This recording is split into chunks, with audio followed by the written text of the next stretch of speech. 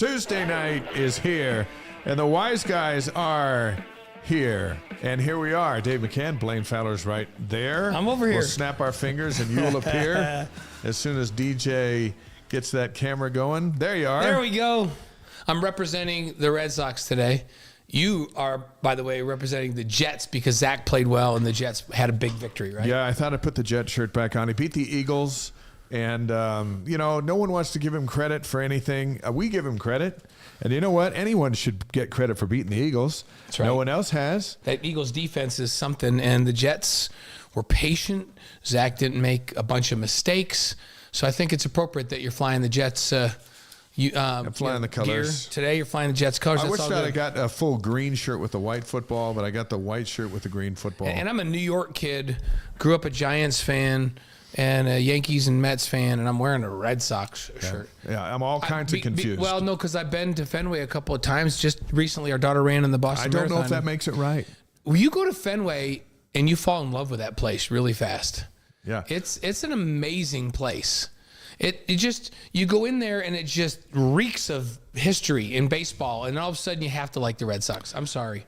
Yeah. I apologize we're to all my different. New York friends. I apologize, but I'm kind of in love with Fenway Park. We'll get our live stream up here momentarily. Welcome to the Wise Guys, the number one BYU Sports live stream talk show in the entire world. Dave McCann, Blaine Fowler. Follow us on YouTube. We'll put the link in the chat if we get the chat up. And hit the subscribe button. It's free. We're also live on Facebook, Twitch, and wiseguys.com. There's the chat. Now the chat is up. Neil's first one in from Tucson. Yeah, I'm always looking to see who's the first one to get in, and Neil's the first this week. Neil Jones from Tucson. So yeah, chime in. Let us know where you're hanging with us from, and make sure you follow us on wiseguys.com. Subscribe to get your weekly email. I get my weekly email because I actually subscribe to Wise Guys. Yeah, me too. It has highlights from the show on that email. It's free. You can check out the library of interviews ranging from Danny Ainge to Marie Osmond to Mark Pope. I mean, you name it. Tom Homo, Sherry Dew, Jimmer Fredette, Mark Wilson, Steve Young, Ty Detmer, Chase Roberts, Lauren Gustin. They're all waiting for you there at wiseguys.com. Do you have a favorite of that we've done in this first year and a half? There's been some really good ones. I loved when we had Steve Young and Vi Sickenham That was on. fun. When those guys would just go. You and I were just innocent bystanders just listening to them go at it. That was fun. I enjoyed Sherry Dew was here. She was That was awesome. great. And then, I don't know, Ty Detmer was good. Danny Ainge was good. Max Hall's always good. I'm telling just start you, going. We haven't had a bad or boring guest. It's been phenomenal. We've been really, really fortunate. And we love the format. And what we're finding out is that the guests that we bring on also love this long format where we can really get to know them and get into stories that they don't get to tell anyplace else. And so, go through our library, and if there's one out there that you haven't seen, you're clicking through and you go, oh, I haven't seen the Mark Wilson one. Mark Wilson tells us a story on his episode. I'm going to call it an episode that he asked us before he told. He says, hey, can I tell you guys something that I haven't mentioned to anybody in 40 years? Yeah. We're like, yeah, Mark, it's just us. And he told the story. So if you want to know what the story that Mark broke out after 40 years, go back in the library and find that Mark Wilson interview and check it out. Let's see. Mike's in from Beaumont, Texas. Josh from Lehi, Utah. We've got Q from West Jordan, Utah. Jeffrey from San Antonio, Texas. I served my mission in San Antonio, Texas many years ago. Dr. Ketch from Vegas. Good to have Vegas here. Trevor's from Denver. Jess is from Saratoga Springs. Amber's in from New York. Hey, Amber. Hope you had a good week. Yeah, how about Jess Carmel says, normally from Saratoga Springs, but went to watch the women's soccer team take down OU. Must be on the way home in Northwest Arkansas. Wow. And they did take down Oklahoma 2-0. Yeah, how about that? Third straight shutout for the soccer team. And Amber from New York City. I apologize that I'm wearing a Fenway Park Yeah, he's shirt. got a lot of problems Being tonight. a New Amber. York guy, I got some Gerald's issues. in from I'm conflicted. Fresno. Hey, Gerald, good to have you here. And good to have the live stream hopping on a Tuesday after a big defeat. And we're going to talk about that today. BYU Texas TV details. Mm-hmm. It just sounds good to say BYU Texas is a conference game. Thank you, and Amber. We'll talk about that. Amber forgives me. Thank you, Amber. That was a quick forgive for a Yankee fan, Amber. Brian McKenzie is going to be with us. Great BYU running back from the past. He's also part of the present with Marcus McKenzie, his son, running special teams, and he's part of the future too, because Dominic McKenzie is going to join the program as soon as he's finished with his mission. That's right. You have twin boys on the team. If you have twin boys on the team, you get on Wise Guys. Two twin really fast boys on the team too. Super So fast. It's going to be fun to have Brian in with us. And then BYU Hoops Big 12 Media Day is tomorrow in Kansas City. We'll touch on the preseason poll. And as you might expect, BYU's not really high in that poll. That's okay. No, it's right where we right where we thought they might be. But we've got a couple of broadcasts coming up later in the month, and then we'll have the two seasons will converge. We're going to start on the 25th or 26th with a blue and white game. Right. Yeah. So and then we'll be off to the races. We'll lay all that out for you. So the headlines, the new one this week is the start time for BYU Texas in Austin on Saturday, October 28th. That's a week from this Saturday. They're going to play at 2:30 Texas time, 1:30 here in the West, 3:30 on the East Coast, ESPN or ABC. That's going to be decided after Saturday's game. So if Texas beats Houston and BYU beats Texas Tech, it'll be on ABC. ABC, which will be the prime and afternoon I'm calling it right spot. now. BYU's going to beat Texas Tech, and Texas is also going to win. And so that let's game's plan going on to be ABC. on ABC. We'll just plan Let's on just it. do that. One thing we won't see on either ABC or ESPN is Ben Bywater. No, we won't. Ben announced that he's going to have season-ending surgery on that injured shoulder. He did not rule out the chance of returning next season because, remember, he still has a year of eligibility left. And so there's a chance he could return, but also said he would take a look at the NFL. I think a lot of it will have to do with how fast he rehabs, if he can get an invite to the combine, or if he can perform really well on pro day. There's a lot of decisions to be made, and a lot of it will depend on how quickly that comes back and where he's projected and all that. It's a shame because we need him. Yeah, Kalani does a great job of working with his players, especially if they're talking about going out after their junior year, of getting them a really good evaluation of where they stand. Yeah. And we have some guys that I know for a fact he sat down with and said, listen, I'm talking to scouts, and they're not they're projecting you as a free agent and a long shot. So if you love football and want to continue to play, you probably ought to stay. If you just want to move on with life, then go ahead. And they went and moved on with life, and guess what? They didn't make it. And then he had others, he said, hey, I've talked to the scouts, you're a free agent, but they think you got a really, really good shot. This is probably the time for you to go out. And they went out and they made it. And others that were projected as draft picks that he told were projected. Like, it's just like, he's very honest with them, and he does not put the program first. He puts the young men first when he has these conversations. I think he does a great job. He'll do that with Ben Bywater. Going to miss Bywater. He's a little older. He went on a mission. Fits into that older opposing coach as well. He's an older. Right. And leading tackler. His first 2 years at BYU, and on his way to another great season, and then getting hurt. So he's getting up there in years. So if he decides, I got one shot at the pros, I'm gonna roll the dice, then he'll be out. And if he decides, I'm gonna come back and get some more tape, then he'll be here for year 2 of the Big 12. Right. And it's so different than the decision was just a few years ago because of NIL. So if you're a borderline guy, or let's say you're not even a borderline guy, let's say you're a long shot and it's been your dream to play and you could benefit from more tape. It's like, do I go and move on as a long shot and get cut and then I'm done playing football? Or do I come back with my NIL deal intact, make money as a college football player still, and that's a no-brainer. I'm going to make that regardless, get better on tape and maybe move my position up. The whole NIL thing is a much bigger consideration and a much more tempting reason to come back than things that, a few years ago, it's like, well, I risk getting hurt, then I never have a chance to make money playing. Well, these kids are making money. Yeah, we thought Jaron Hall would come back because he could, and he had a nice NIL going. Puka Nacua had a nice NIL going. But of course, they went into the draft and got drafted, but late, Right. So it was a gamble. It was a gamble for those guys too. Richard from Panama. Yeah, we're always looking for when Richard checks in from Panama. Getting out of the country, and BYU Sports Addict in from Farmington, Utah. Tanner Wall's out for the season. He got hurt, and then hey, you know what? You don't want to be the safety on this football team. Oh my goodness! Because your time is limited. Yeah, remember, folks, and we're going to talk about this a little bit later. BYU lost their both starting safeties before they even played a game. And then they've lost 2 more since then. Yeah, that's 4. Yeah. You only have so many. Right. And now they got some young guys out there.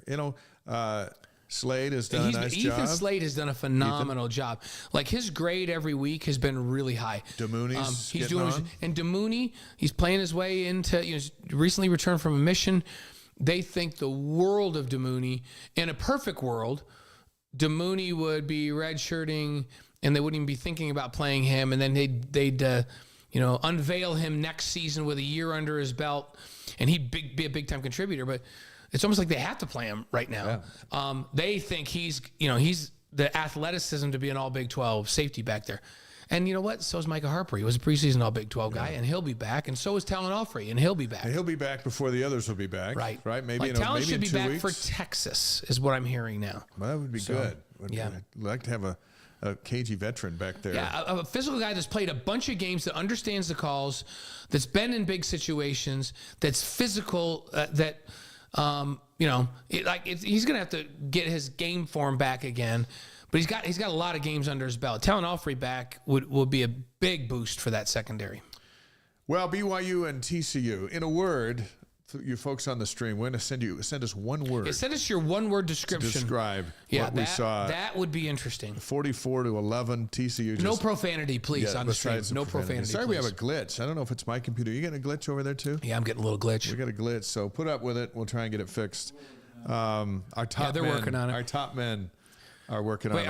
Our top man is Jack, and he's working on it. It's like and that DJ's also our top man. Remember that two scene top men from Raiders of the Lost Ark, and they get the Ark, and Harrison Ford saying, where is it? And they go, our top men. I got it. And he's like, who here? Top men. Top men have it. And then they were sticking it in some warehouse, but that's what I think of. Our top men are working. We got some pressure though, because we're here comes some of the one word descriptions, but. We're putting pressure because we just revealed that it's Jack and DJ are our top men, right? Yeah, and that's what we got. So Jeffrey Seaman says lethargic. Yeah. And Mike Z just me says depressing. Yeah, that's a good one. Trevor Mitchell says fail. Okay. Jay says uninspired. Hey, I appreciate you guys keeping it clean. Those all describe how I think we all felt, right? Yeah. BYU drops to 4-2, 1-2 in the league. TCU's at 4-3. 2-2 in the conference. They came in having lost 2 games, and we thought, having lost their quarterback as well, that there would be an opportunity. Yes, Kellen, you're right. You told us last week that Hoover could sling it, and he slung it. Kellen had some experience with Hoover in high school, and mentioned this kid's just built to come in here and play well. And you were right, Kellen. And here's the interesting thing. Some of the staff at BYU have friends down there. After the game, some of the vibe coming out of TCU is that's kind of what we expected out of Hoover. Right. And they were saying Morris, they defaulted to Morris because he's the veteran and he's been around. I remember he got hurt last year, and Duggan took over and was phenomenal. But a lot of people behind the scenes down there, and we did not know this. We thought, hey, here comes a redshirt freshman quarterback, right? Best case scenario. A lot of folks behind the scenes down at TCU are going, Hoover should have been the guy in the first place. He fits his skill set, fits this offense better. Yeah. Morris runs around a little. This kid just stands in there and just throws BBs all over the yard. Like he was throwing strikes everywhere, and they look like the TCU of last year with him at the helm. Receivers making plays, him throwing the ball great all over the field. Looked awesome. They looked awesome. He looked really good. So uncompetitive. Amber says the players seem bored or something. They did seem to be a lack of energy. Yeah. Forrest Gump says, Houston, we have a problem. Hey, let's give some credit to Hoover. He played phenomenal. Yeah. And those receivers played great. So send us your one-word words to describe. To share with everybody. It was a tough game for Slovis. He had an interception on the opening drive for a touchdown. The running game couldn't get going. The third down conversions were 2 of 14. And you're right, Hoover threw for 439 yards and 4 touchdowns. And TCU was 12 of 19 on third down. That kind of captures the whole experience. And we talked about this on AFR. If any of you just watched AFR before you came over to us here, one of the keys was BYU wasn't good on first down. And it's really hard to be good on third down when it's third and long all the time. Yeah. TCU was really good on first down in that game. They got production, it seemed like, on every first down, more production on second down. When they had third downs, most of their third downs were really manageable. And BYU was in third and long all the time. Too many negative plays in the early downs, too many no yardage plays in the early downs. It seemed like they had a lot of throwaway downs early. And then you get in third and long, and you're not going to convert in third and long very often, not if that's what you have a steady diet of that. So you've got to be more productive on first and second. And I'm convinced at this point now, halfway through the season, they got to throw the football more on first down. Yeah, and throw it short. Yeah, and get the quick passing game going. You know why Hoover was so good? They gave him a bunch of easy throws to start. Yeah. Catch the ball, get it out. Catch the ball, get it out. It's easy to complete slants and hitches, and sometimes those balls only go for 3 or 4 yards. That's better than getting stuffed in the run game on first down. And sure is. I feel like BYU do some self-scouting, and this week against Texas Tech, I bet we see them throw more on first down, and I think we see a lot more quick game early in the game to allow Keaton Sullivan to get a rhythm and not be standing back making complex reads down the field in the intermediate and deep routes. Yeah, and it'll be dark by halftime. Yep. And then the Vampires come out for BYU. Nobody can beat BYU after dark at home. Robert, back with us from Ridgecrest, California. Keep them coming. BYU Texas Tech. It's a 5 o'clock local time start here in the mountains on FS1. It's just the second meeting. You know, we played a lot of schools. We've only played Texas Tech once, That's and that why was I couldn't believe that when it was that long ago, and that they've only played them once. How's that even possible? In Lubbock, it was 21-20. So the air raid, that was pre-air raid. Yeah, I didn't even think they were throwing the football in 1940. I'm surprised that when our good friend Mike Leach was down there, that somehow they didn't figure out how to get together during that time. We saw him when he was with Washington State. Yeah. In fact, his first game at Washington State was here, and we had a chance to visit with him down on the sideline. That was so fun. So fun. Yeah. Is it ever boring to visit with Mike Leach? We love visiting with him so much. I had him at a game at Texas Tech back in the old days in the old network. He was just one of the great human beings to visit with when you're getting ready for a game. We'll spend some time talking about him on game day. Yep. Ahead of the Texas Tech game. Absolutely. Those Red Raiders are 3-4. They're 2-2. Their wins: Tarleton State, Houston, and Baylor. Losses at Wyoming, Oregon, West Virginia, and Kansas State. I think the Wyoming loss is the blueprint. Yeah. Texas Tech has better athletes. They're in a better conference. But on that day in Laramie, the Wyoming crowd was engaged, and the Cowboys outplayed them. That's how you beat them. Yeah, and Wyoming they were assignment sound. They were in all the gaps. They played with passion, and they shut them down. And these Red Raiders, they're an interesting group, because when you think of Texas Tech, you think of Mike Leach, and you think of a guy that says, I don't even care if we run the ball. I don't even care. We're going to throw it 60 times with Patrick Mahomes or whoever we have, and we're just going to keep throwing it. And we're going to spread the field out, and we're just going to throw it every down. And that was air raid, right? And that's kind of what Washington State does now. Yeah. You know, because of Mike Leach being there. TCU kind of did that last week. They threw the ball 58 times last week, right? That was air raid with Sonny Dykes, who's has ties to air raid, and Mike Leach. This is a run team disguised as an air raid team. We're looking at it today. They are a 48% run team. So they spread you out, and they big gaps, and they take advantage of those big seams as they've got you spread out, and they run the football with Brooks, who by the way, is a really, really solid running back. Taj Brooks is averaging 6 yards a carry. He led this team rushing 2 years in a row. He's on his way to doing it a third year in a row. He's got 786. BYU as a team has 405. Dave, he's tracking toward 1,400 yards this season if he just keeps up his average. And I think everybody thinks of Texas Tech as this just come out and sling it all over the place 65, 70 times. But they've run the ball almost exactly the same number of times that they've thrown the ball this season. And there's a good chance they're going to be playing a true freshman at quarterback, their third-string quarterback. BYU didn't fare very well against a second-string quarterback last week. So we're going to shoot for a third string. So we're shooting for third. Yeah, it's got to get better. And we don't know this for sure. We haven't, but Morton went out of the game last week. Their backup quarterback, who has been playing the last several games because their starting quarterback to start the season broke his leg. Their fifth-year senior broke his leg, and so Morton's been in there. And now Morton goes out with a throwing shoulder injury last week, and Strong comes in and finishes the game, and he ended up 16 of 28.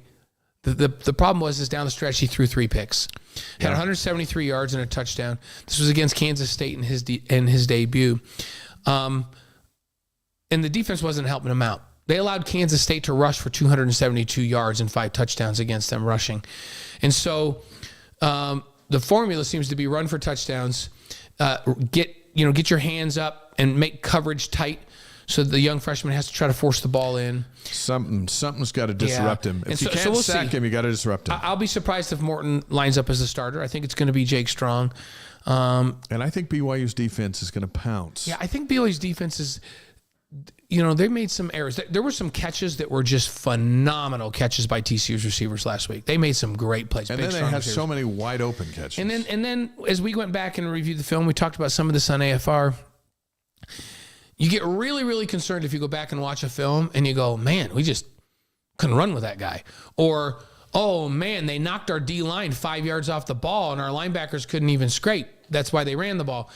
Those things really concern you because, you just it just didn't match up with TCU. But you go back, and I'd say 90+% of the issues in that game were, there's 2 guys in that gap and nobody on the edge gap. The guy bounced it and got a big run. Or the corner, and we went over this in detail in one of the touchdown throws. Why is the corner playing outside leverage and opening up? If the corner plays inside leverage, which is what his assignment is, and breaks on the ball, that's a pick instead of a touchdown, right? Yeah. And we also had some examples of guys doing a really good job. Eddie Heckard's interception, we went through that play on AFR, and literally every player on the field played perfect leverage and was in the perfect spot, and there wasn't a single receiver open anywhere. Quarterback tried to throw the ball in, and Eddie Heckard picks the ball off. And I love that when we talked to Eddie after the game, Spencer asked him, tell us about the interception. He goes, well, I just played exactly the way they coached me to. I played inside leverage. I walled him off and forced him outside. Then I carried the route from underneath, and the safety played on top. He tried to throw it in, and I got a pick. And it was almost like, isn't it amazing that when you're where you're supposed to be and do what you're supposed to do, that good things happen defensively? So the bad news is way too many assignment errors last week. And part of that is they're coming at you quick and, they're throwing the football and they're getting it off and you're not ready. But it's not like, TCU's receivers just ran by BYU's DBs because they don't have enough speed, or they pushed BYU's defensive line off the ball. But that wasn't the case in that TCU game. BYU gave them a pick 6 to start, which took momentum. Yeah. They fumbled the ball when they had a little bit of momentum coming back when BYU forced a turnover of their own. And 90+% of the stuff were assignment errors. You could fix that. Trevor says, sounds like a lack of coaching. You know what? This is a big week for the coaches. It's a big week for the players to get it back together and respond. This has been a resilient team, but they weren't resilient in the game Saturday. No, they got to be resilient now in week 7. And here's the problem. They've gotten slow starts with errors on the offensive side in 3 games now. They recovered in one, and another, that's Arkansas, right? Another, they kind of came back for a while and then the other team pulled away at the end. That was Kansas. Right, and that was just way too many errors to overcome on the offensive side. And in this one, TCU, way too talented and too good to just kind of spot them like BYU did and to start the game off with a pick 6 again. Yeah. And so they need to come out and start clean against Texas Tech. And even if they don't come out and just start scoring touchdowns left and right, the offense needs to possess the football a little bit. You need to move the ball. You need to get a few first downs so that when you punt, you force them deep into their own territory. You can't have 8 possessions in the first half and have 6 3-and-outs, a pick, and 1 touchdown. No. That just doesn't get it done. Your defense is on the field way too long, and the defense starts to wear down. And when you wear down, you make mental mistakes. Yeah, for me, as I was watching that game, it just it was a reality check. Right. Hey, this is what this is. These guys were playing in the national championship game in January. They lost a lot of guys. They replaced a lot of guys. Right. They don't have bad recruiting classes. This is the level. And TCU, was sitting next to us in the standings. This is where these teams are.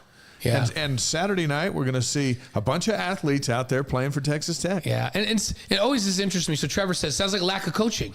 Yeah. Well, what about the coaching in the Cincinnati game? Did they just coach good for Cincinnati, but they were terrible this week? Sometimes there's situations in the games where the kids have mental lapses. I'm telling you right now, some of the mistakes you saw, I watch them practice and watch them coach those kids to do that over and over again. Yeah. Now, coaches always come out and say, hey, that's on us. We got to get through to them. But the fact of the matter is, whether players know that they've been coached up and they're supposed to go out and execute. And sometimes players don't. And when they don't, and the wheels fall off, sometimes they really fall off, especially against good teams. It's like, for sure. Wait a minute, has Lincoln Riley been terrible at coaching all year long? Because he certainly got out-coached against Notre Dame. Yeah. Sometimes your game plan's not great. And Lincoln Riley is a great coach, and USC is a good football team. Not Saturday night. No, they weren't Saturday night, and they got whomped by Notre Dame. And so we don't go, man, what about this? Sounds like a lack of coaching from Lincoln Riley. No, but I get the comment because we talked about it even on AFR. This is a big week for the coaches, right, to regroup the troops and go back over all those things. Can they re-engage them? Because the thing that they have to do is they've got to point out what we're talking about. They got to go to the guys and say, hey, look it, guy didn't run by you. You got plenty of speed to make this play. Your leverage is wrong. You got to play inside leverage on this. Now, I need you in the film room more this week because you got to be in the right spots, right? They need to communicate with these players so the players can understand, hey, you can compete at this level, but you got to be where you're supposed to be every time with confidence and playing full speed. Let's listen to the head coach. Before we go there, Lancey says, hey, wise guys, how about a shout out from Salt Lake? Yes. You get your shout out. You get on the stream. We're giving you a shout out as best we can. So, Lancey, thanks for watching us tonight. Here's Kalani Sitake's thoughts as he closes the book on TCU and begins the week-long game plan for Texas Tech. Couple of minutes with Kalani right here. All right, new week, game at home, so we're excited about that, homecoming. So,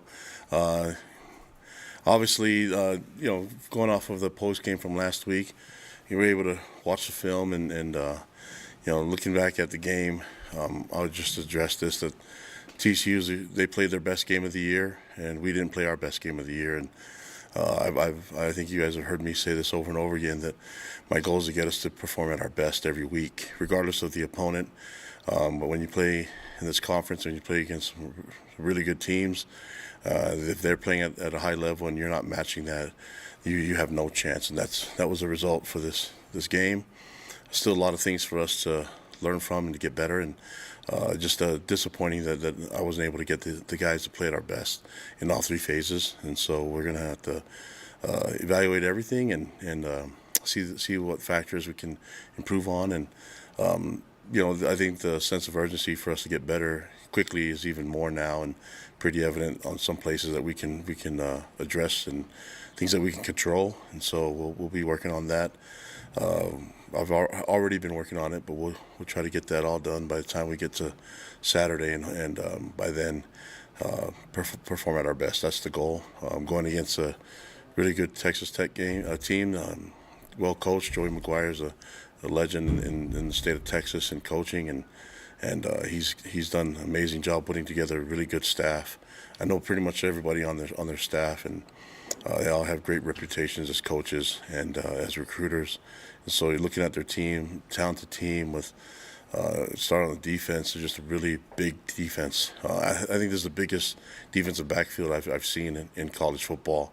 But they can run and they're strong and they're physical. And then you look at the front seven, well coached, and they get after the quarterback. And so it's a tough task. Our offense is going to have to figure it out and find ways to get points on the board and utilize our strengths. And then on the defensive side, you see what they can do. They can run the ball. I know they've had some bad luck with injuries at quarterbacks. I've been through that before, but they have very capable players and a strong O-line. So looking at the matchup, they're going to be difficult, but we have to be at our best to even have a chance in this game, and that's the plan. And then, looking at the team, we've got some adjustments to make, but I still like the guys. I still feel good about the team, the culture, the leadership.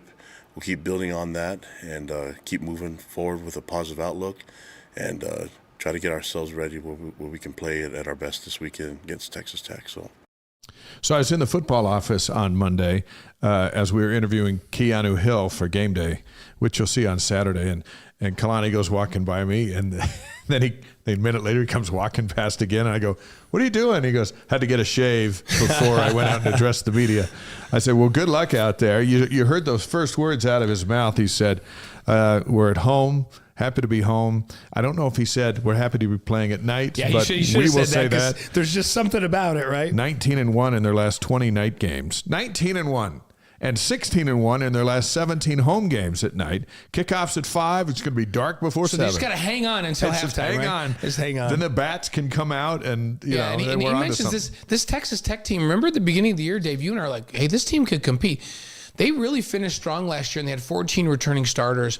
But as Kalani said, he says, hey, they've had some struggles at quarterback and with injuries, and he can relate. Kalani's been through that, right? And it's such an important position. They had Tyler Show coming back to engineer this offense, a fifth-year senior. And this is an offense that was one of the top offenses in the entire country last year. And yeah, their backup was fine, and Morton, but that's not the same as having your fifth-year senior quarterback back there. No. And now, if Morton can't play, Jake Strong's a really talented freshman. But that's really not the same as having Tyler Show at quarterback, who's run this offense and understands it and just picks defenses apart.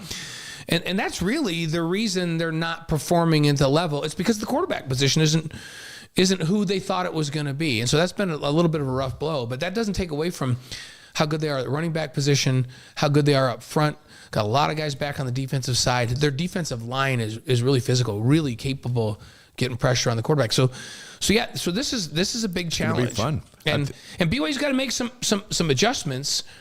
I think especially on the offensive side of the ball, and we talked about it, with this big physical secondary that Kalani talks about, they got to get some quick passing game going early to get some completions, and that will make things different. Before we bring in Brian McKenzie tonight to show you the uniforms the Cougars are going to wear on homecoming Saturday night, they're going to go with the white helmets, the royal tops, white pants with the royal trim. First time they've worn this configuration since Louisiana Tech during the COVID season of 2020. The weather's going to be outstanding. High of 74, sunny, low of 50. So for a football game between 5 and 8:15 p.m., that's fantastic. No flyover. We visited with our friend Clark Heyman from the Air Force. And the situation overseas has got the planes with other plans. We understand, but I get goosebumps every time there's a flyover. I know. I love it. I just love them. I plan to be with us, speaking of game day, 5 o'clock Eastern time, 3 Mountain, BYU Sports Nation game day. And we're going to show you the graphic here in just a sec. School President Shane Reese is going to join us. So will Lloyd Hill, the father of BYU receiver Keanu Hill. DJ, you going to put that up? And a member of the Texas Tech Hall of Fame. Our coverage is going to start at... Again, 5 o'clock Eastern, 3 Mountain. We'll take you right up to kickoff. Maybe we're not going to show you that. There it is. The game's on FS1 and the live post-game show back on BYU TV as soon as it's over. So it's going to be a great Saturday. And I can't remember the last time we had a 5 o'clock local time kick. Yeah. I don't even know if we've had 6. And we've had 4. We've had 7 and 8. Yeah, it really is a different kind of time. But that's prime time back on the East Coast, right? Prime time evening game back on the East Coast. So yeah, it's gonna be awesome. Yeah, the problem with an 8:15 kick is it's fine for here in California and Hawaii, but is anybody really watching that game back in New York other than Amber? Amber, right? The diehards. Amber's gonna stay up and watch it, but not people just clicking through aren't gonna watch it, and so. I like him to be 5 o'clock or earlier. Our guest tonight's a blast from the past, but he's got much to do with the present and the future of BYU football. He ran the ball for the Cougars in 1996 and 1997. After arriving as a junior college All-American, he and his wife, Salode, who ran track at BYU, have twin boys in the program. It's our pleasure to welcome Brian McKenzie to the Wise Guys. Brian, thanks for joining us tonight.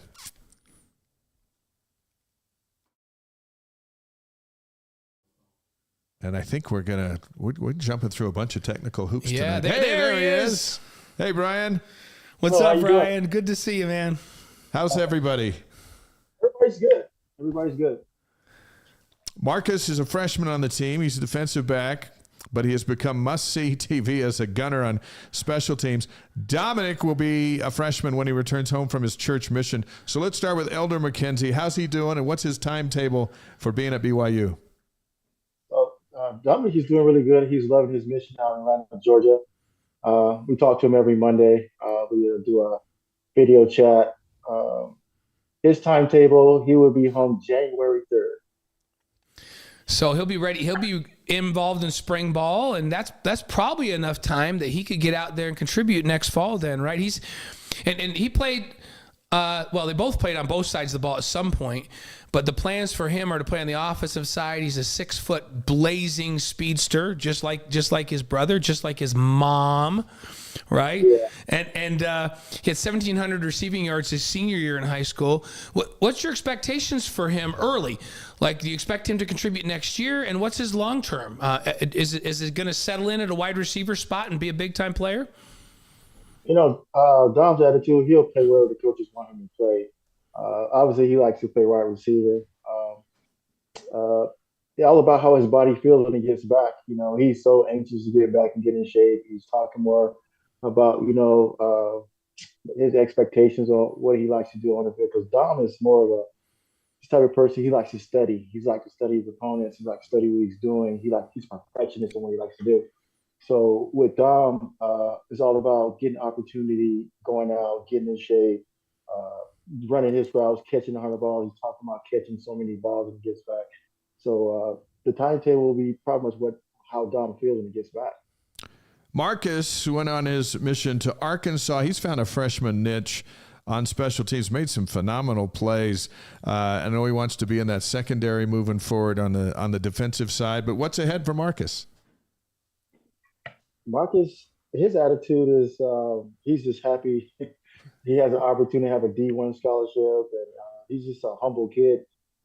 He'll do whatever coach asks him to do, the special teams, whatever part he can play. But he's the same like his brother. He has that eagerness to go out there and do the best that he can, whatever he's doing. Well, he was really he drew so much attention that after a couple of games, teams started to decide they better double team the gunner. And he started drawing double teams on the field. I hope that he took that as respect. How did he take that he started to get double teamed? I told him it was respect. That's a lot of respect for you. You have SEC teams double teaming you everywhere you go. They double team. You've made a name for yourself and a mark on the field that you're a threat to be reckoned with, and you need to be proud of yourself and be glad that these guys are really doing a scout on you, how to try to block you. But you find a way to get open and get down the field and make that tackle. Former BYU running back Brian McKenzie's on the Wise Guys, live on YouTube, Facebook, Twitch, wiseguys.com. Now, Marcus set the Utah State records in the 60-meter and the 200-meter sprints. So if you put a $50 bill on the 50-yard line, who gets there first, Marcus or Dominic? Ooh, that's a good one. It depends on what the day is, because they're like a tenth of a second off each other. And they push each other. They're like the best and worst of enemies. I mean, they compete against each other. They keep each other in line. They love one another. With them two together, it's like the best recipe for molding and shaping a really good athlete into what you want them to be, because you're going to push each other. You're going to call them out and tell the truth about each other. Like, you suck today, or you did really good today. Well, no, you couldn't cover me. Well, I shut you down. I like that attitude that they have against each other. So they always push at each other, do the best that you can, or whatever you're doing.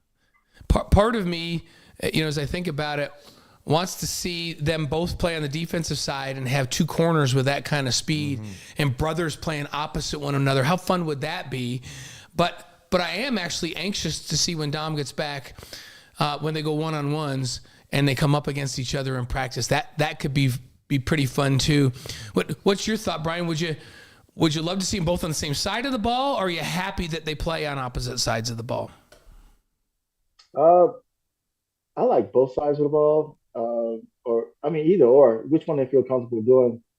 But having that type of speed on both on defense is crucial. But actually, Dom playing offense, the speed that he has, to have somebody that can really get over the top like that is crucial too. So it's like a 50-50 toss-up. But whatever he's comfortable playing, I cheer for both of them wherever they want to play. BYU benefited from Bronco Mendenhall's retirement at Virginia because both the McKenzie boys were committed to the Cavs. Are you surprised by how this has all played out? I am surprised, but it was their decision on what they wanted to do. I support whatever they want to do and what they want to be. There was never any pressure from me or my wife saying they had to go to BYU or anything like that. I support anything they want to do. But the idea was they loved what Mendenhall was doing out in Virginia, and it was pretty much their idea of BYU outside of Utah. Yeah. And did BYU being in the Big 12 make a difference to them and make them think, hey, you know what, maybe that's not so bad. We stay in state because we're going to be playing in the Big 12. I know part of the draw was Bronco and his program, but also the fact that they were in the ACC. Did the Big 12 come in as a factor when they were considering what to do after Bronco retired? Actually, the factor was that BYU was their second choice if they couldn't go to Virginia. So the way you look at it is like it all came to be what it should be, a way it should be playing. It was always about being at BYU, but it's like being with Bronco outside of BYU, is BYU outside of Utah. They ended up there, but it all came together, right? I mean, I was happy. My wife was happy that they chose BYU. But I didn't want to be the one telling them they had to choose BYU.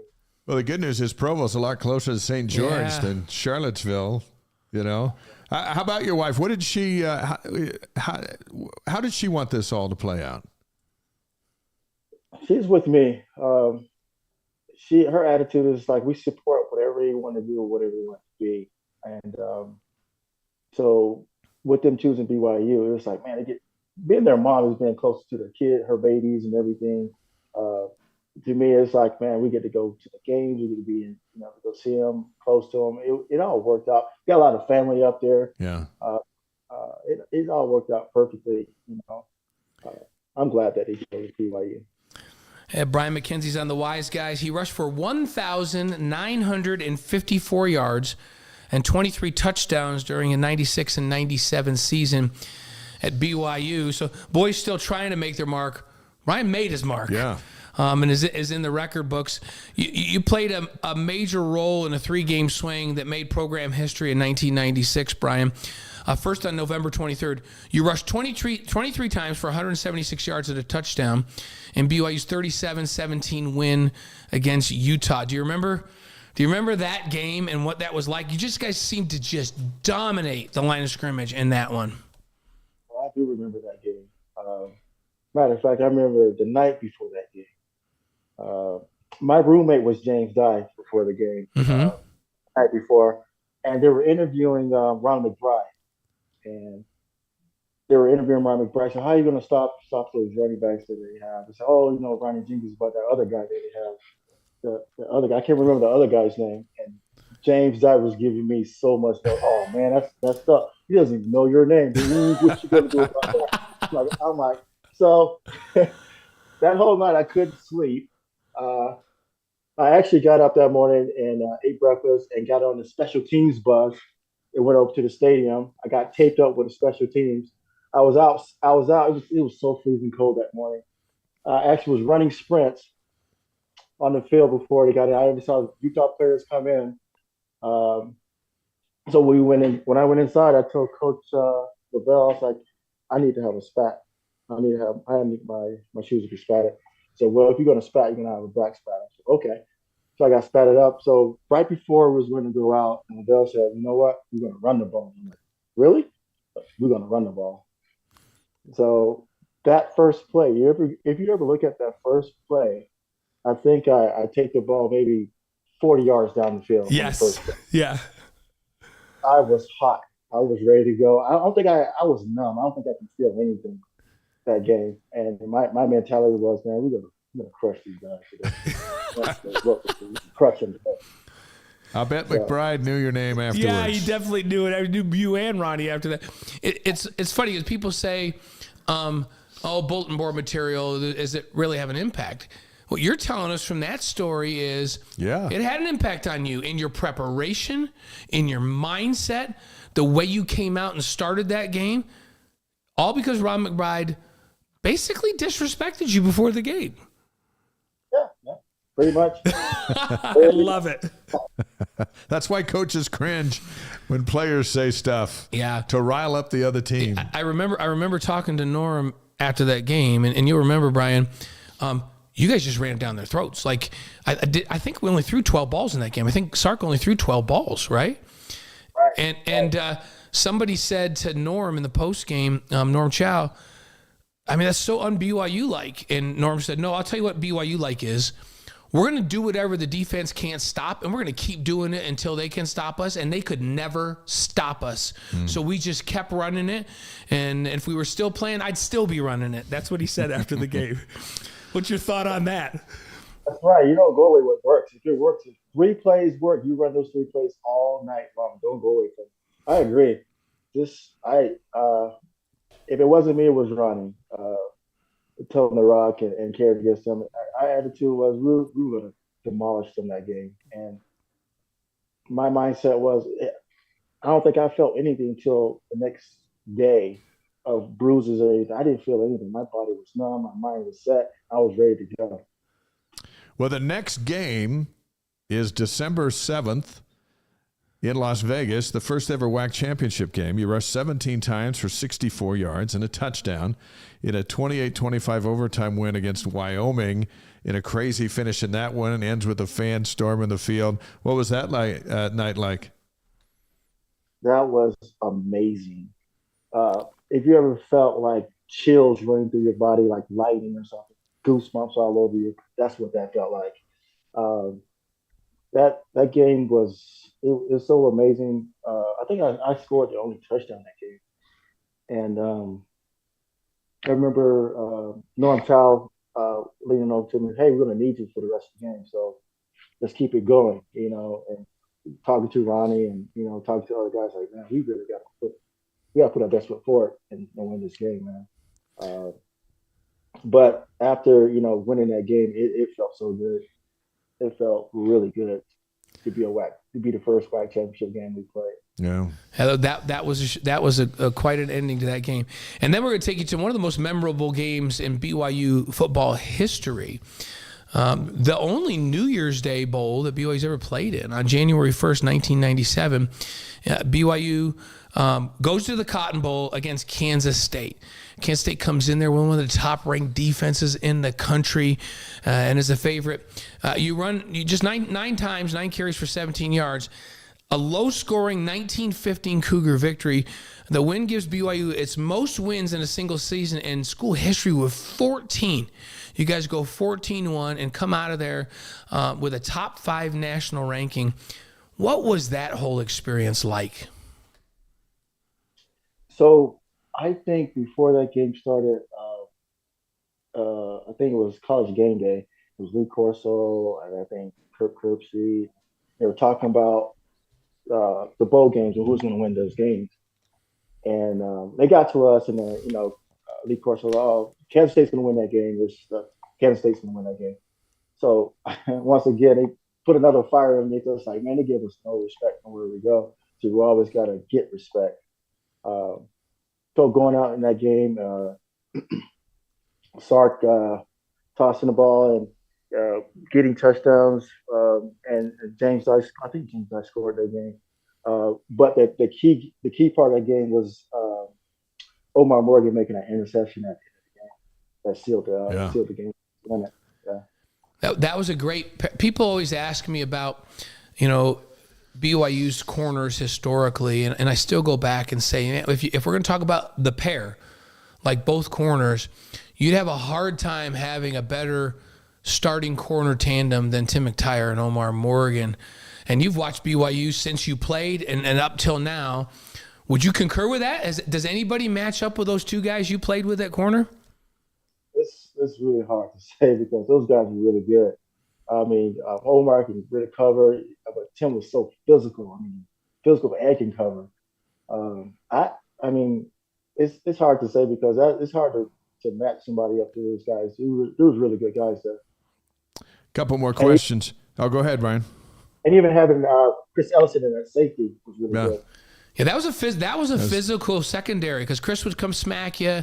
Tim was an enforcer out there. Omar with that speed and his ability to cover and take a guy away in one-on-one coverage. It was really, really physical group in the back end, and that group of linebackers ran to the football like no other. That was a heck of a defense in '96. Brad Martin, Shea Milbrook. Yeah, Muirbrook was a tackling machine. And we had like the two best tight ends in the country that year, the Tula Meady and Chad Lewis. Yeah. I mean, that was a dream team. I don't know if there's a 3-game swing more meaningful than those three. One, you stick it to the Utes, and then you win the first ever WAC championship game, and then you go to a New Year's Day Bowl for the first time in school history. That's a trifecta that you were right in the middle of. But let me ask you this, and I want you to be honest, because on the Wise Guys, we expect honest answers from everybody. But that huddle you're in, you're looking at your quarterback, Steve Sarkisian, during that season. And can you believe he's the head coach of the University of Texas? As you look back in that huddle and see this guy looking back at you? Oh, absolutely. Absolutely. Steve knew all his first. This is the crazy thing. We're in practice, and we're lining up to run a play, and Steve's looking around and everything. And he's like, hey, man, get him out of here. He's not going to stop. He knew all his personnel, who was there, who's supposed to be at all times. So for him to be a head coach right now, and actually at the Cougar Board, we had a Madden tournament, and he won it. He could play with any team and beat you with it. He won Madden. He was strategizing on Madden back in then. That was what prepared him for his success. Well, think about it. He's got it's like the biggest job in all of college football. Yeah. Maybe Alabama's number 2. Maybe USC's close by. Or maybe Alabama might be 1. I don't know. But Texas is right there. And you got a BYU guy who's the head coach. Absolutely. Sock's a stud. He's always been a stud. Yeah, we're going to deal with him in about a week and a half. Yeah, we're going to deal with him not this next game. We got one Texas team first from Texas Tech. Your and boy's going to try to take down Sark. Yes. How about that, speaking of full circle of life? That's lovely. Well, before they get a chance to go after Sark, and that's in a week and a half, coming up this weekend, it's Texas Tech. And you follow it pretty closely, and you talk to your boy that's on the team. What does this BYU team need to do to get the running game going? You're an expert in this area. You've been watching it. Their inability to run the football is concerning. What can they do in your mind to get this thing going against Texas Tech this Saturday and run the ball just a little bit? I mean, I know these coaches, Rod and A-Rod and Kalani to get these guys going. But, I mean, I just call my own plays. And the thing about it is it's like get that push up front and, like, run downhill, run right at them. My favorite plays were inside zones, having that cutback lane, getting into the secondary right now and really, like, splitting that defender in half. I say running downhill right at them right now, even with a lead block. Mm-hmm. Yeah. Yeah, we'd like to see that too. I love it just seems like not very many teams do that anymore. A few do. Michigan does that, and they're really, really good and effective at it. Like you guys used to get in the eye, with an offset fullback in front of you, put a big old dude up there, get you at that tailback, give you the ball running downhill with a lead blocker in front of you, double team at the line of scrimmage and isolate a linebacker and let that big dude just run over a backer and you cut off that block. What happened to that play in college football? Why do we not see more teams run it? I don't know. We actually, when I played, if it wasn't another running back, we actually motion a tight end into the backfield. Mm-hmm. Yeah, you see, there's a few teams. There's a few teams that run. Michigan comes to mind because Jim Harbaugh runs a lot of that. Alabama. Yeah, Bama Georgia. runs some of that. Georgia runs some of it. Yeah, well, and you're right, Brian. Sometimes it's not traditional fullback like you guys ran, but they'll take that second tight end, put him on a wing, and motion him over and lead up with that big tight end. Yeah, I'd like to see some of that. I'm with you. I think some downhill, and I think this group of running backs they have, from a skill set perspective, their vision seems to be a little bit better when they're running at the line of scrimmage than running parallel like in an outside zone. Because with the quickness you have with your running backs you have now, running right at them, right downhill, and having a cutback lane, get into the secondary right now, we have it. We have it, especially the lineman coming down, they double team to the backer. It's there. we have the tools to do it. I think we should do it. It'd be great to see them do it. Well, call Aaron Roderick and say, this is Brian McKenzie. Hey, Rod, this is Brian. I got the answer to all your problems. I think I like exactly what you're saying. Are you ready for 5 questions, Brian? And we'll get you out of here. Sure. Okay, these ones you're just supposed to answer. The first thing that pops in your head. And I don't know if you've seen the show before, but you don't even have to think about these. So, your favorite sports movie? Ooh. Oh man, that movie name. We're pretty good with this, so if you have the gist of it, we'll remember the name. Oh man, I can't remember the name of it. What's it about? What's it about? So it's about a sports program, and the quarterback was what's the name of it? Remember the Titans? Program. Oh, the program. That's yes. right. Okay. Yeah, we've had a couple others choose that one as well. The program. Yeah. All right. Number 2. Your favorite singer or band? Oh, Michael Jackson. Michael. You know what? Jackson. Of all these, like we've been doing this for a year and a half now, Brian, and nobody's chosen Michael Jackson, which is crazy to me.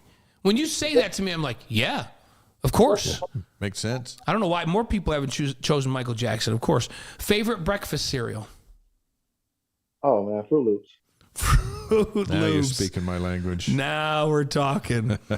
Those flavors just blend into one glorious mouthful. And just so you know, we don't tip anybody off, but if they choose a healthy cereal, we just make fun of them because that's not okay. You got to have fruity, you got to have Fruit Loops or Lucky Charms or something good. Your favorite BYU memory? Beating Utah, of course. That Utah game, 1996, 37-17. Ran all over them. I call that the cram it down your throat game because that's what a good BYU name did for in it. that one. Your favorite advice from your beautiful wife? Listen. Just listen to me. You know what? I think we've all. Just listen. That is that. You know what? Yeah, I think we've all had that. We've had that speech advice given to us. My wife will say to me, I don't need you to give me solutions and answers. I just need you to sit there and listen to me. You get that too, Brian? Yes. That's good advice. What's your prediction for Saturday night? My prediction, I say we're 28-14. Is that in the first quarter, or are you going for the full game on that one? I say that's the first half. So 25, but you got BYU by 2 touchdowns in this one. By 2 touchdowns. Yeah, I think there's going to be some major adjustments, and BYU are a bunch of vampires. Second half is going to be at night. You cannot beat BYU at night. That's all I know. Hey, give you our best to Elder McKenzie. We'll see Marcus here later in the week, and hope to see you up here as well. Yeah, you guys coming up for the game Saturday? Yes, I am. Great. I'll be there. Great. Awesome. Hopefully see you up here. The great Brian McKenzie on the Thanks, Wise Brian. Guys. Thanks for joining us. Thank you. Thank you for having me. Appreciate it. You got it. Our pleasure. How about those 3 big games?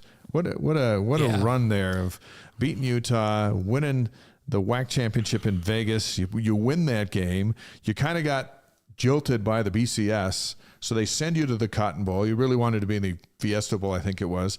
So they got a job there, and then they go over to the Cotton Bowl, and they beat Kansas State. Yeah, and here's the thing. Like, when we talk about greatest teams in BYU history, that 96 team always comes up. And It has to. Because of that historic run. But, man, and Brian mentioned it, you think about the talent on that team. McKenzie and Ronnie Jenkins at running back. Those are 2 NFL caliber guys at running back. 2 NFL, like longtime NFL tight ends, and Tulamili and Chad Lewis, like Pro Bowlers. Sarkisian at quarterback. Very good offensive line. Steve Sarkisian at quarterback, one of the most efficient guys in the history of the game his senior season. And those 2 bookend corners. And then I forgot about, you mentioned the Shea Muirbrook and Brad Martin, 2 tackling machines at linebacker, a really, really good defense. That's a great team. They're right up there. Yeah. Like you talk 96, we always talk 83 with Steve Young, that team that beat Missouri in their bowl and finished in the top 10. I think they finished 7th that year. The national championship team in 84.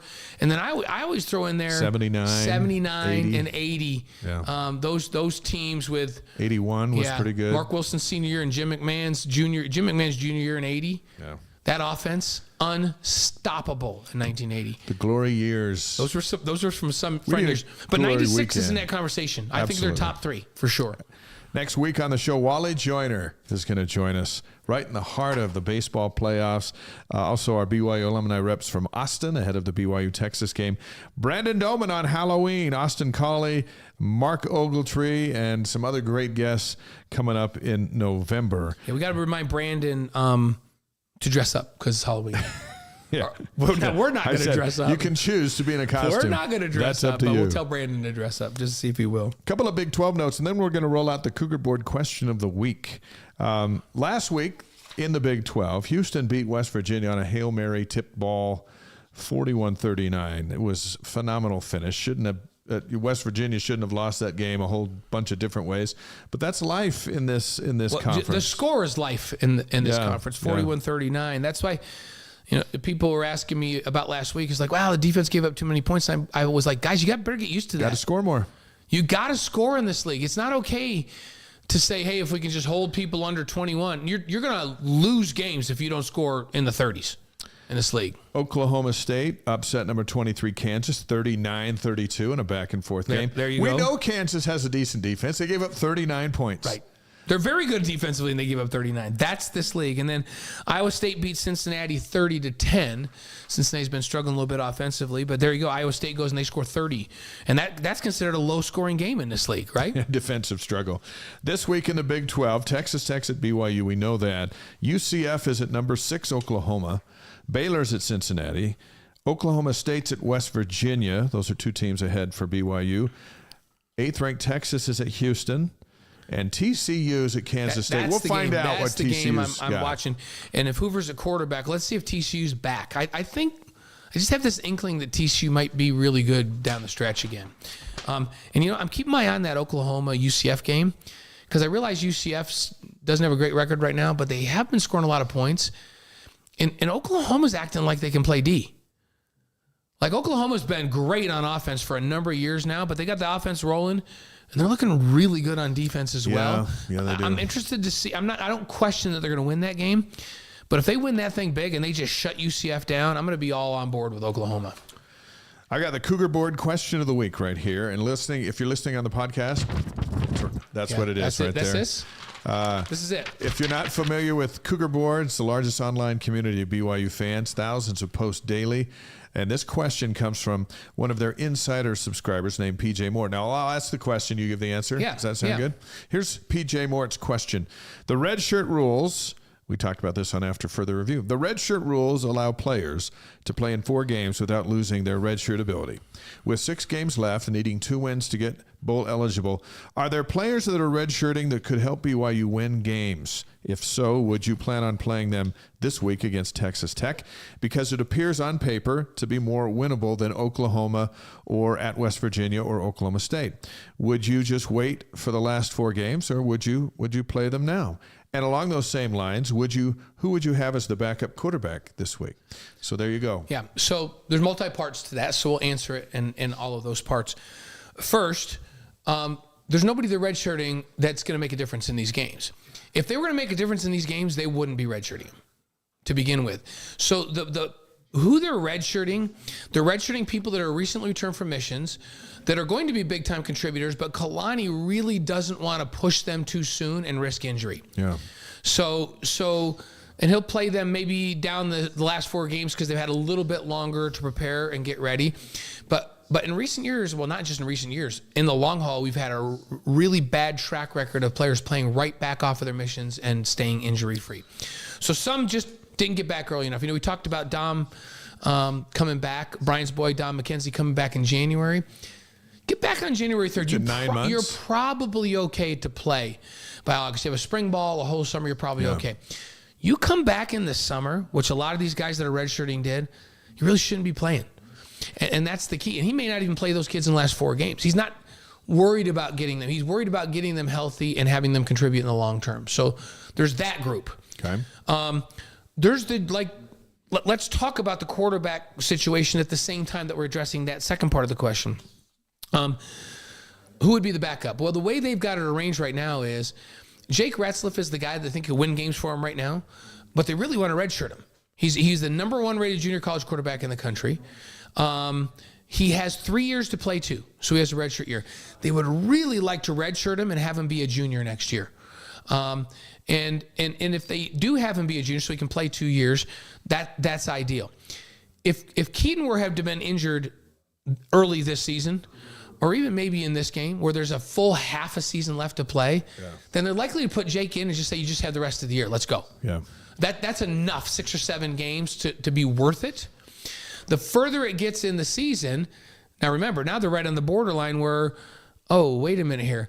If we can just hold off 2 more games, he can play in the last 4 and still redshirt. Right? So they're right on that tightrope line with Retzlaff to be able to redshirt him. If Keaton had gotten hurt 3 games ago, you would have seen Jake Retzlaff. Now they might go, well, Cade's right there. Cade Finnegan's right there. So let's just play Cade. We get Jake to the last 4 games and we don't risk that redshirt year. So that's kind of the situation with the quarterbacks. They believe in Retzlaff as a guy that can play, big time playmaker, can run around, can throw the ball on the run, creates all kinds of problems with his feet. And Cade Finnegan's a guy that can just flat out spin the ball, transfer from Boise State. Then they really love Ryder Burton, who's the freshman in the program that they recruited out of Springville. They think Ryder Burton is a big time player. They like him like they liked Zach Wilson when they brought him into the program. And you don't really play him because he's just learning, and you want to have 4 years for him to go moving forward. So the bottom line is if a player was good enough to contribute in these games that are tough games or games that are winnable that may come down to the wire, you will already be playing them. They're redshirting because you want to keep them for the next year, and they're not in that first 1 or 2 coming into the fall. So you hold them off to the last 4 games. And what game are they most likely to play in? If Oklahoma is as good as we think they are, and BYU's down, they may have an opportunity to play more in a game that's a runaway for Oklahoma or Texas than they are in a game that's contested like this Texas Tech one should be. All right, that's the Cougar Board question of the week. Look for us. We'll be on Cougar Board with some of our material quite often as we move into the future, and we're excited about that. Good question. A lot of people are thinking about that. Howard from Anchorage, Alaska is in with us. Bill from Colorado, and Steve just checking in from Olympia, Washington. Wise Guys is all over the place. Yep, it's we awesome. love it. We love that you're following us and joining us from all over the country and all over the world, really. And so let's look at the Cougars in the NFL. And Zach Wilson, by the way, representing the Jets here, 19 of 33, 186 yards, didn't throw any picks, rushed for 15 yards. Beat the Philadelphia Eagles 20-14. Don't even get me started on people saying the defense beat the Philadelphia Eagles. Zach had to get them down the field. They kicked some field goals. The Eagles were undefeated. They're really good. That is a huge win. Is a menace. That defensive front is as good as there is in football. And he was, you know what? Zach wasn't perfect. No one was. And you know what he did? He was better than Jalen Hurts on Sunday. That's what he was. From a passer rating perspective, he's been better than the last 4 quarterbacks they've played. Yeah. Including Patrick Mahomes, which is nuts. I'm hoping he can just relax and keep playing. Their schedule's going to get a little easier and go win some games and you know what? Do your best. Aaron Rodgers is going to come back next year. Maybe he'll try back into this season. Now there's this talk at the end of the year after Thanksgiving. We'll see. Do your job. When Rodgers comes back, so be it. But have a good time. Sling it around. He has been much better at taking care of the big problem with him last year was he was forcing the ball into places that he shouldn't have forced it into and causing turnovers and costing the team. And he has been much smarter with the football. He took care of the ball in that game. Philadelphia is arguably the best defense in the league. They certainly caused the most problem for quarterbacks. And how many drops did the Jets receivers have? Way too many drops. Catch the ball, and they probably score more touchdowns. Right? Yeah. And so I think Zach has made huge improvements over last year, and I think that coaching staff knows that, and he's part of why they're winning. You know, they won that game. Yeah, I think you can tell when you watch his post-game interviews or midweek interviews. There's just a little more to Zach.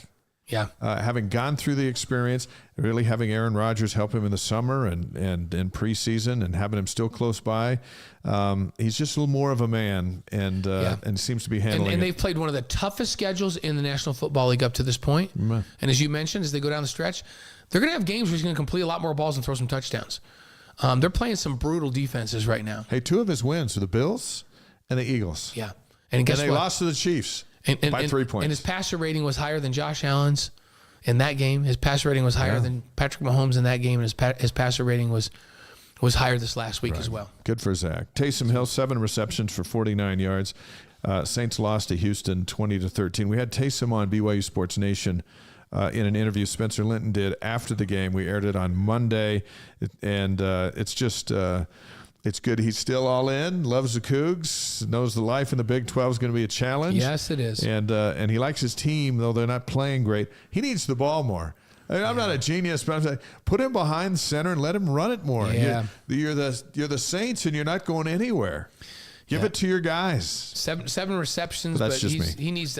He should have 15 touches a game. Yeah, know? for sure. No one can tackle him once he gets past the line of scrimmage. Right. All right, this week in the NFL for our Cougs. Yeah, Thursday the Jags are at the Saints, so we get to see Taysom Hill. How about Danny Sorensen, kind of right in season, getting reactivated, and Jamal Williams, all involved in that game. Sione Takitaki, the Browns at the Colts, and Blake Freeland, that's on Sunday. Yeah, also on Sunday, there's a whole list of games on Sunday. The Lions at the Ravens. Kyle Van Noy reactivated and back out there playing. And the Falcons with Tyler Algier at the Bucs.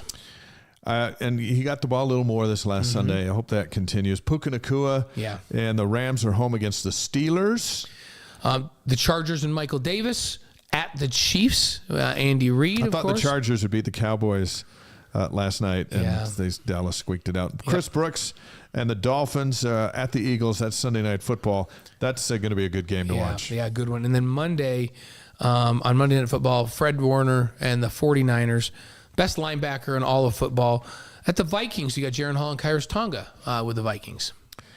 Campus notes for BYU. Let's get right to women's soccer. They're now 13-1-3, 6-0-3 in the Big 12. Top drawer has them up to number 4 in their poll.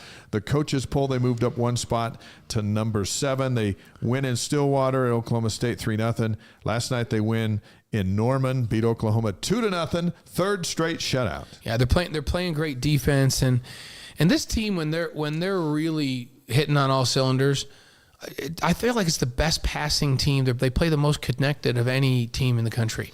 Yeah, they really, really share the ball and do a great job, and just such great spacing. And you go watch them play someone, and it just looks like 2 different complete styles. Other teams are pushing the ball up the field, and you just don't see them pass the way that BYU passes the ball and shares the ball and gets good shots. It's such a polished team. Jen's done a phenomenal job with this team. BYU hosts Central Florida on Monday night at 6 o'clock Mountain Time on ESPN+. It's the regular season finale. Soccer season is just about over. And if you haven't been to a game at Southfield, and if you can get a ticket. Yeah, it's an experience. It is a phenomenal experience. So the Big 12 standings look like this. Texas Tech is number 1 at 7-0-2. Remember, they tied BYU here. BYU's second at 6-0-3. And then TCU, who also tied here, is 6-1-2. So here's the 2 scenarios for BYU to win the Big 12. Yeah, BYU wins the conference with a win against Central Florida and a Texas Tech loss at Iowa State. So that would just close it down. BYU wins the number 1 seed with a win and a Texas Tech draw. So if Texas Tech has a tie, BYU wins. They're the number 1 seed in the tournament.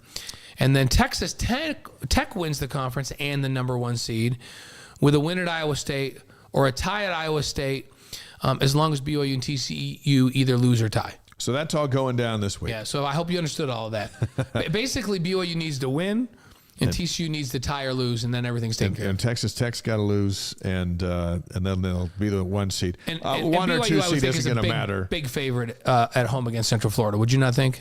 Oh, yeah, absolutely. Yeah. Can you imagine? It's going to be chilly. That We're a long ways from part's going to Florida. happen, and they're going to have to wait on Texas Tech to see what happens with them. Big 12 tournament They're starts at Iowa State, so yeah, October 28th. So the same day BYU football plays Texas, the Big 12 soccer tournament begins. Women's volleyball now 16-3. They're 5-2 in the Big 12, ranked number 9. Top 10 program. Last week they defeated Texas Tech to 3-2 on Friday and a sweep 3-0 on Saturday. 5 sets Friday night, and then they came out and just smoked them. Smoked them in that Saturday night. This week they have Iowa State that they're hosting Thursday and Friday, 7 p.m. Mountain Time on ESPN Plus. That's kind of how they've done the league in volleyball this year. You do like 2-game homestands. So a team comes and you play a team back-to-back nights. I like it. It really saves a lot of dollars and wear and tear on the players. The only thing BYU didn't like is their 2-game homestand road trip was to Texas. Yeah, that's not easy. Big 12 standings, Texas is number 1. They're 8-0. Central Florida is number 2. They're 7-0. And then BYU is number 3 at 5-2.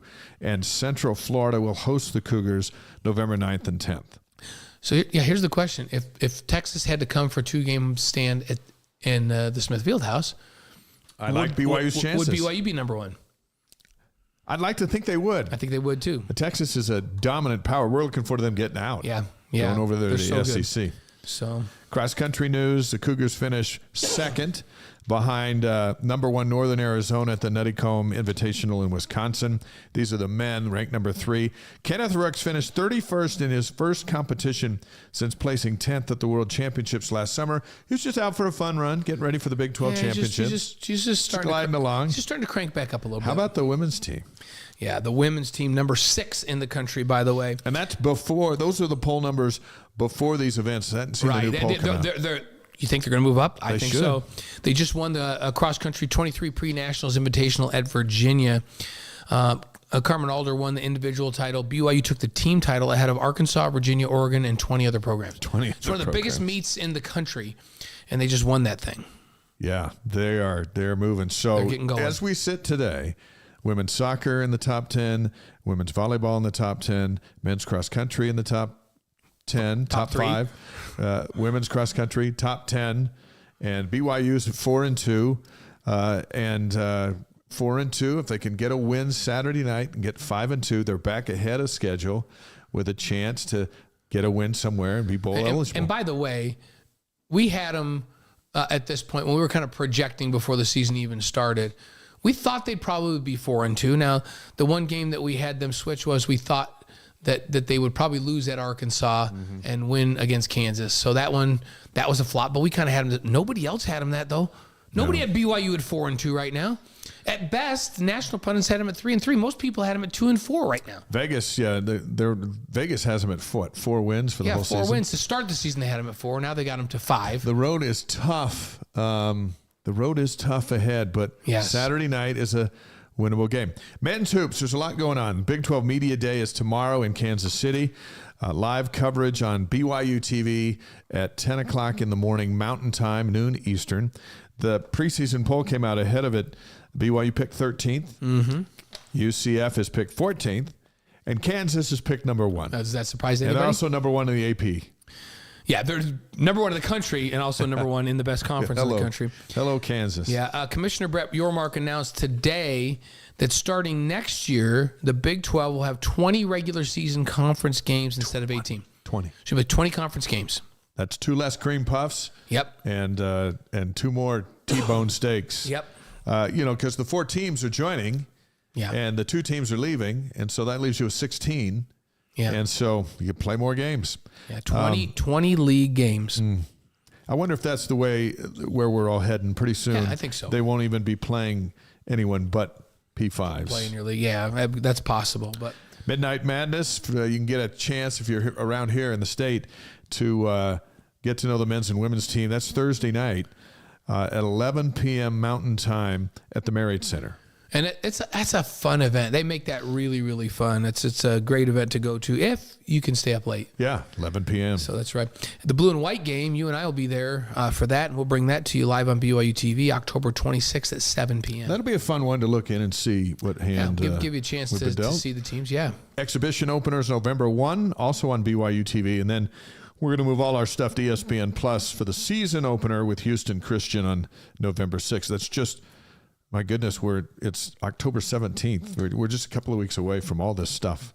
The men's preseason top 25 poll is out, and we thought we'd mention a few notables. We already mentioned Kansas. Kansas is number 1. BYU's at Kansas on February 27th. Houston comes in at number 7 in the preseason poll. They're at BYU on January 23rd. San Diego State is in at number 17. Remember, they were in the championship game last year. They are at BYU on November 10th, and we'll have that Yeah, call. you and I will have that game. That'll be a fun one. So Texas comes in at number 18.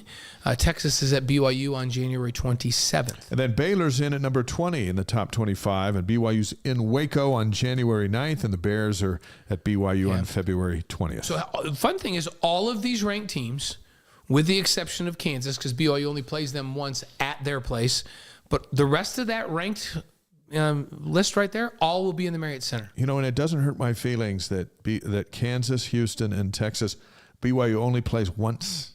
Right. Even though it's at their place, at least Texas. Houston's coming to BYU, but Texas and Kansas are at their place. But it's not two. And you know what? I'm okay with that. That's right. Yeah, that's right. So Texas is the only one of these preseason ranked teams that won't be in the Marriott Center. Baylor, they have a home and home with. So, and Baylor may surprise some people. They're always good. Don't be surprised if Baylor works their way in the top 10. Yeah. Houston last year, they get a bunch of guys back. I'm watching them. I'm like, these look like a bunch of NBA guys. I had them going into the Final Four. That was a big disappointment that they didn't go to the Final Four. So, women's hoops, Big 12 Media Day today in Kansas City. They have their exhibition opener November 1st against Westminster. That's 3 p.m. That's going to be on BYU TV. And then their season opener is at Montana State on November 7th. No TV for that one. And the home opener is Weber State on November 10th, ESPN Plus. But those ESPN Plus games against Weber State, I'm pretty certain our BYU TV crew will be the broadcast crew putting that out. On this day, as we roll out of here, a little early tonight, but we had a great visit with Brian McKenzie. Yes. And we're looking forward to seeing you Saturday on game day. On this day, on October 17th, before we get to that, let's answer a question here. Yes. BYU Sports Addict says, "Hey, I just read this question I need to Google that. I heard that the Sports Illustrated models are coming to the Marriott Center this week for homecoming in connection with the Big 12 event. Is that true?" Some former models are part of a group that is coming to the Marriott Center, not to model swimsuits. They're part of an event tomorrow as part of homecoming, and there's a larger group involved, and they're talking about, and I think you might be looking it up, and there's more information at BYUCougars.com, but they're talking about it's a women's empowerment advancement of event, women's empowerment, and both in academics and athletics and all of that stuff. And so there's a couple, I believe, panelists who swimsuit what models. seemed like a crazy question for and I don't BYU mean to Sports fumble Addict through that, but I'm just trying to remember what I read about it. It's not that crazy. It's not that crazy a question, BYU Sports Addict. So here's what it says. BYU Athletics and the Big 12 Conference will be holding a women's empowerment event during BYU's homecoming week on Thursday, October 19th. Thursday, October 19th from 10 a.m. to 2 p.m. on the Marriott Center floor. So it's a women's empowerment event, and it says all women in the BYU campus community, including students, faculty, and staff, are invited to attend. The event's focus is an extension of BYU's homecoming theme this year, which is lean into light. So we're glad we were able to answer that. Yeah, highlighting the opportunity to come together as women from inside and outside of BYU, as well as inside and outside of what might be our typical circles of influence. The specific event is branded as Lean Into Light Together. So there you go. And I believe, and you may have just mentioned already, the Young Women's General President, I believe, is coming from the church. It'll be part of that group. If not, it's the Relief Society president. Should be a panel discussion. Maybelline is sponsoring a big thing there. So there you go. So that is Thursday as part of homecoming. There's a lot of homecoming They're going to have events. a big focus. The thing that Sports Illustrated is doing, they have a whole thing on women's mental health. So there you go. There you go. So that's a great question, BYU Sports Addict. That was news to us, but you broke it. We looked it up, and yeah, I'm glad you found that, because I knew it was coming, but I just was vaguely paraphrasing in my head. There you go. On this day, October 17th, in the world in which we live, 1885, baseball sets all salaries at $1,000 to $2,000 for the 1885 season. So I was going to do the math, and I wasn't quite sure. What but is that in today's dollars? Yeah, I think Aaron Judge makes so much more than that with every at bat. But that was the season salary. But I'm wondering what 2,000, because when my mom and dad would tell me, Yeah, this house that you grew up in, we bought for $7,500. Our payment, including taxes, was $74 a month. Like, but salaries, and we're talking back in the 50s, $10,000 a year was an incredible salary. So I don't know, 1,000 to 2,000 in 1885 might have been a bunch of money. I just Googled, Aaron Judge makes over $70,000 per at bat. Oh man, per at bat. What's his batting average? So, and he only succeeds like 1 out of 3 times. I don't know, but he hits a lot of home runs. Yeah, he sure does. He hits a lot of home runs. He had 570 at bats this last season. He made $70,000 for every at bat. So that's a different world than 1885. So, what about 1888? The Cubs weren't any good either back then. What about 1888? Thomas Edison, the great inventor, he files a patent for the optical phonograph. That's the first movie-making apparatus. We needed that. Yes, we did. To get to where we are today. Yes, we did. 1962, the Beatles make their first television appearance on Manchester's People and Places program. That's like them coming on Wise Guys. Love and Me they Do. sang Love Me Do. Yeah. In 1963, the Beatles record I Want to Hold Your Hand at EMI Studios in London. I remember that was my favorite song in elementary school. I want to hold your hand. I think 4th grade is when. Were you singing that to the little girls and saying? To the ladies? Yeah. At recess? Yeah. No. 1979, but I have a feeling you might have been. Mother Teresa of Calcutta is awarded the Nobel Peace Prize on this day, 1979. Right. And how about this one? We all remember this one. Yeah, 1989. The earthquake hits the Bay Area during the World Series, and Game 3 was postponed. That was tonight.